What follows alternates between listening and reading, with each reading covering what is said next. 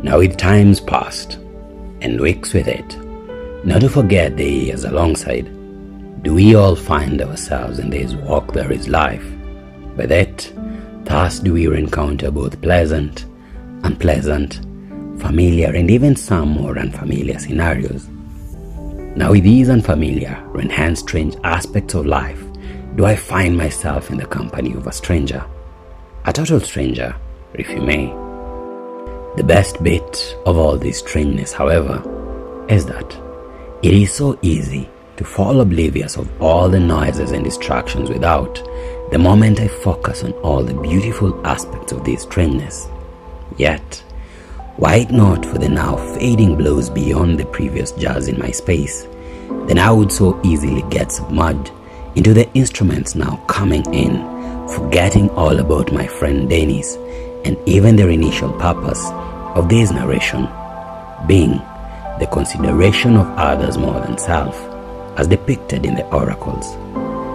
So, as strangeness would thus have it, must I return to our friend Denis' story as he finds himself in a new yet strange world, Rapogi High School. Before we hence delve deeper into these sketches of What's Your Story, as Denis forges his path forward, allow me to say, blessed days and pleasant nights. Welcome. Now welcome to the little pieces passed along the way and lay almost abandoned as we go, till we give them a glance, and with keen attention do they grow to build up the whole backbone of who we become. Welcome to a lad who finds himself in a vast ocean of possibilities, yet with the dice thrown in the wrong wave, would all the sharks come hunting. So welcome to your story, welcome to my story, and welcome to our story. Now catching up with our now growing Denis, do we find him settling into a completely new environment in high school? With everything now all but strange, does he realize that the best student that he was back in the village is nothing but a wave of smoke among the better crop that is the present? In here hence, does he find his way around and with ease finds himself in the drawing and design classes as an option, and yet still in a compulsory English literature class with a hard-to-please teacher called Mr. Ruchieng Migot. You know, the kind of teachers whose classes you dreaded and a whim of whom even sent you cowering. Now such was our now growing Denis's literature teacher. You dreaded answering their questions, yet you had no option but to find your way around without faltering. The kinds of teachers who, if for a moment found a streak of hair upon your head unpleasant, would stop their entire class to make sure that you had a shower. Aha! Now such was Mr. Migot for you, a most difficult teacher to please. Yet, with the same attitude, if for any reason they found a single bit about you pleasant, would they blow it over the mountains and have you tagged with dozens of badges and praises? And yet, as stringent as Denis's teacher Mr. Migot seemed, it is this avid lover of the Song of Lawino by none other than the renowned Ugandan poet and writer, Okot Pabitek, who churns out a most unenvisioned help when he discovers Denis's poetic love and inclinations.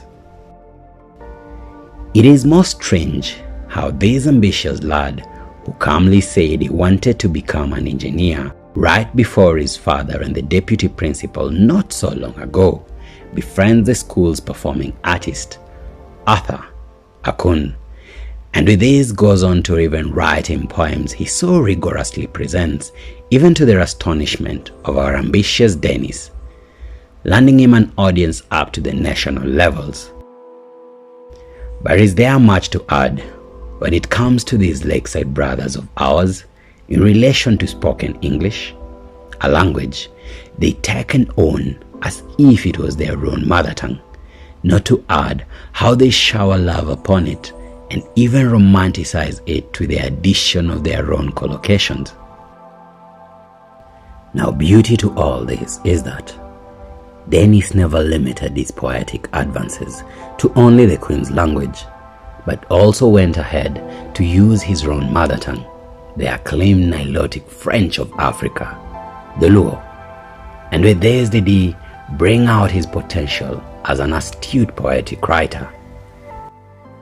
Now, despite his down low performances in both chemistry, physics, and even mathematics, as most other students would pride themselves in, shining bright like diamonds when it came to mathematics contests and even science congress themed competitions, in his heart he worried not, as he perfected both his poetry, rendering and design crafts, even propping up the best backdrops for the drama and school dance competitions. What is a bid in today's government tenders, I would be, by now, rubbing shoulders with one of the best government personalities and even brokers.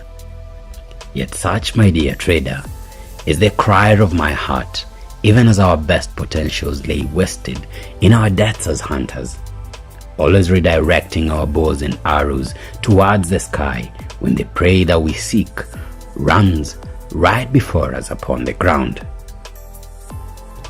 Yet this is no narration of the death of a hunter, but what would you say when pressure mounts upon Denis to pull up his socks in his weak points of mathematics, chemistry, and even physics classes?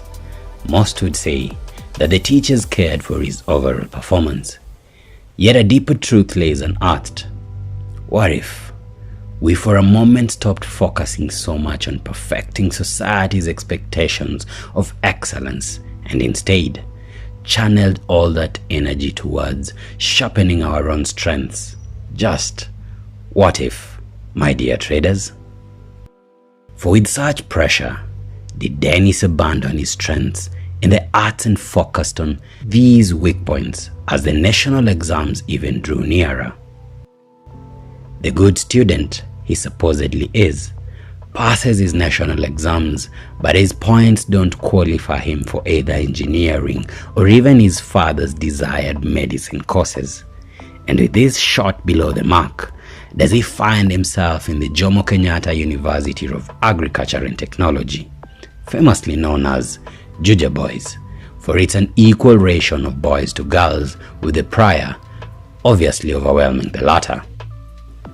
Now, with no engineering or even medicine courses to his underarm, he goes on to pick a bachelor's degree in general science and focuses on biomedical laboratory sciences. What a shot, so far off the mark, yet to one so far below par at entry into high school. In my opinion, he had sure put in good work to even enter university, unlike his older siblings before him. Of course, not as the popular eye would see it, but yet with a deeper sense of his ambition and purpose at heart, would all these come out even to the glory of God. You may by now be wondering as to what happened to his artistic and even poetic inclinations, but there is, my dear trader, sure sets the stage for the next episode of this series of What's Your Story, as we find the birth of the sketches of this now budding local music producer rolling the beautiful brand we now call Dendi Music Creations. To catch more of this story in the next episode, I would request that you please subscribe and turn on the notification bell for more. Yet until next time, my dear traders, and sincerely hoping that you enjoy this session of What's Your Story with the loss of self, please stay blessed and stay safe. It's PePa, the sketches of life.